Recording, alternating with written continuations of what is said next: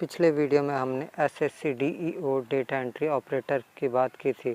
अब हम इस वीडियो में डीईओ डेटा एंट्री ऑपरेटर के बाद निम्नतर श्रेणी लिपिक लोअर डिवीज़न क्लर्क एलडीसी, कनिष्ठ सचिवालय सहायक, जूनियर सेक्रेटरीट असिस्टेंट जेएसए पटवारी के बारे में जानेंगे।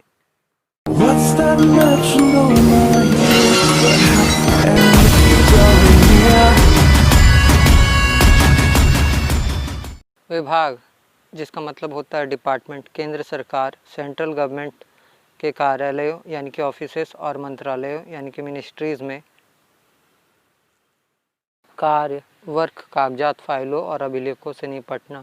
Dealing with documents, files and records, file, अभिलेख और अन्य विवरण के अलावा महत्वपूर्ण दस्तावेजों की बिलिंग करना।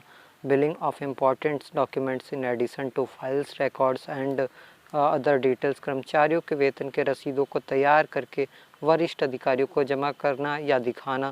Preparing receipts of employee salaries and submitting और showing them to senior officers. बात करें ग्रेड पे की तो वो 1900 रुपये हैं और सैलरी यानी कि वेतन की बात करें तो 19,000 से 23,000 रुपये के बीच में है। प्रमोशन डिटेल की बात करें तो पहला प्रमोशन जो आपका होगा वो असिस्टेंट और अपर डिवीज़न क्लर्क का होगा। दूसरा बात करें तो डिवीज़न क्लर्क होगा और तीसरा प्रमोशन की बात करें तो सेक्शन ऑफिसर का होगा। एसएससी सीएचएसएल में तीसरा पद जो है वो है डाक सहायक, पोस्टल असिस्टेंट पीए, छटाई सहायक, sorting assistant S A.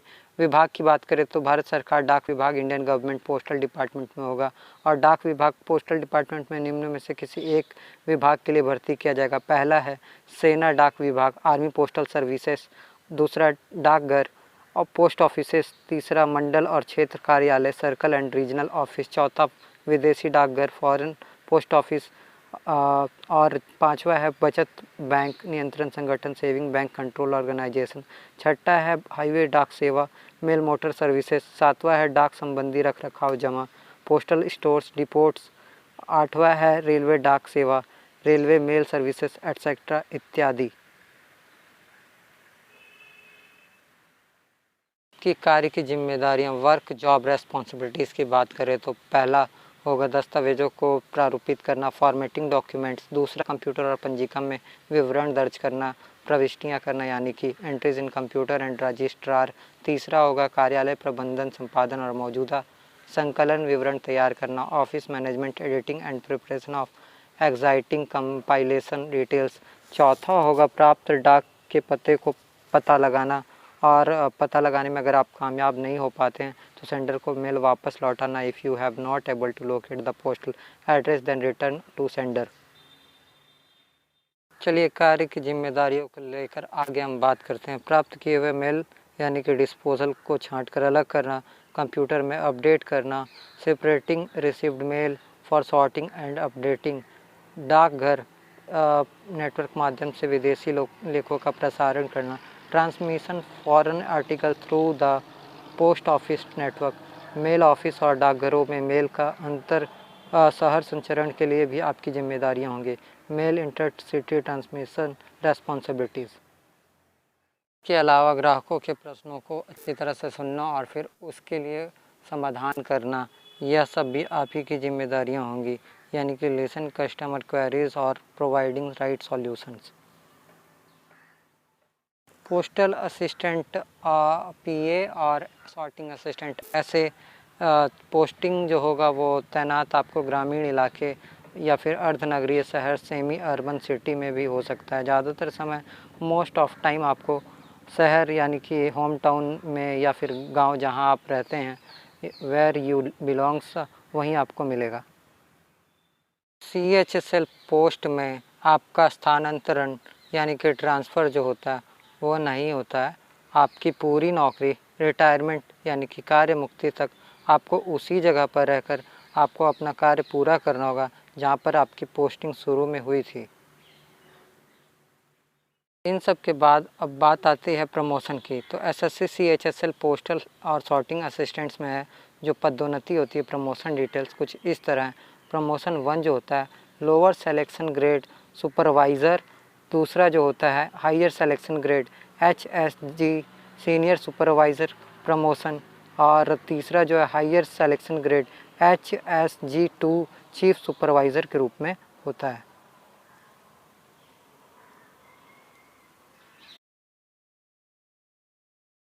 Sorting assistants, ऐसे की शिफ्ट की बात करें तो यह कुछ इस प्रकार से चलती है। सुबह 6 बजे से लेकर दोपहर के 2 बजे तक, और फिर दोपहर 2 बजे से लेकर रात के 10 बजे तक, और शाम के 6 बजे से लेकर सुबह के 6 बजे तक, और बाद की जो शिफ्ट होती है वो 12 घंटे की होती है, 6 PM से लेकर 6 AM तक। रात्रि कार्य यानी कि नाइट शिफ्ट ड्यूटी की बात की जाए तो यह लेने पर आपको सप्ताह में 3 दिन ही काम करना पड़ेगा। 6 बजे के बाद प्रत्येक घंटे को 1 घंटे 20 मिनट के लिए मान लिया जाता है। 6 घंटे शाम के 6 बजे से लेकर 12 बजे आधी रात तक और 8 घंटे के बराबर है, और 12 बजे आधी रात से 6 बजे तक 8 घंटे हैं। मतलब कि रात की शिफ्ट में आपकी कार्य प्रोफाइल 16 घंटे के काम के बराबर की श्रेय को दिया जाता है। छटनी सहायक और डाक सहायक की बात की जाए तो यहाँ पर आपकी एजुकेशन क्वालिफिकेशन की डिमांड यह है कि अभ्यर्थी को किसी भी मान्यता प्राप्त बोर्ड या विश्वविद्यालय से 12वीं कक्षा या इसके समकक्ष इक्विवेलेंट जो है वो परीक्षा को पास करना होगा। अब अगला पोस्ट जो आता है वो न्यायालय लिपिक यानी कि कोर्ट क्लर्क का आता है, जिसका विभाग है न्यायाधिकरण, ट्रिब्यूनल्स डिपार्टमेंट। चलिए अब कार्य की बात करते हैं। वर्क, अदालत के प्रशासन में सहायता करना। असिस्ट एडमिनिस्ट्रेशन कोर्ट, आमतौर पर न्यायवादी, अटॉर्नीज, वकील या न्यायाधीशों के लिए काम करते हैं। ज्यूरिस्ट, वर्क फॉर लॉयर और जज। काम की जिम्मेदारियां, वर्क जॉब रेस्पॉन्सिबिलिटीज। न्यायालय अभिलेख को सुरक्षित रखना, प्रिजर्विंग कोर्ट रिकॉर्ड्स। न्यायालय सुनवाई के दौरान शपथ लेना, स्वेयरिंग ड्यूरिंग कोर्ट हेयरिंग्स। अदालतों के आदेश और निर्णय की प्रतियां बंद करना, closing copies of court orders and judgements. बैठक की कार्यसूची तैयार करना, preparing agenda meeting. Grade pay 1900 rupees salary, वेतन जो होगा वो 18,000 से लेकर 23,000 रुपये के बीच में होगा। पदोन्नति प्रमोशन जो होगा वो होगा असिस्टेंट क्लर्क के रूप में पहला प्रमोशन मिलेगा, दूसरा बेंच क्लर्क और तीसरा हेड क्लर्क। सिर्फ तथ्य दाखिला प्रविष्टि प्रचालक, डेटा एंट्री ऑपरेटर DEO, भारत के नियंत्रक और महालेखा परीक्षक, controller and auditor general of India C&A को छोड़कर CHSL में 12वीं पास कर चुके किसी भी संकाय के छात्र आवेदन कर सकते हैं। इससे पहले वाले वीडियो में हम DEO के बारे में जान चुके थे। पूरी वीडियो में हमने किन किन पदों पर बात किया है। पहला जो है पद तथ्य प्रविष्टि प्रचालक, डेटा एंट्री ऑपरेटर DEO, निम्नतर श्रेणी लिपिक, लोअर डिवीज़न क्लर्क LDC, कनिष्ठ सचिवालय सहायक, जूनियर सेक्रेटरीट असिस्टेंट JSA, तीसरा डाक सहायक पोस्टल असिस्टेंट PA, छटनी सहायक रोटिंग असिस्टेंट SA, चौथा न्यायालय लिपिक कोर्ट क्लर्क के बारे में बताया हूँ। आगे के वीडियो में योग्यता, एलिजिबिलिटी और सिलेबस के बारे में बताऊंगा। मैंने इस वीडियो पर बहुत मेहनत किया। अगर आप चाहते हैं कि आगे के वीडियो में भी इस तरह का काम हो तो आप सब मेरा साथ दें, ज़्यादा से ज़्यादा शेयर करें।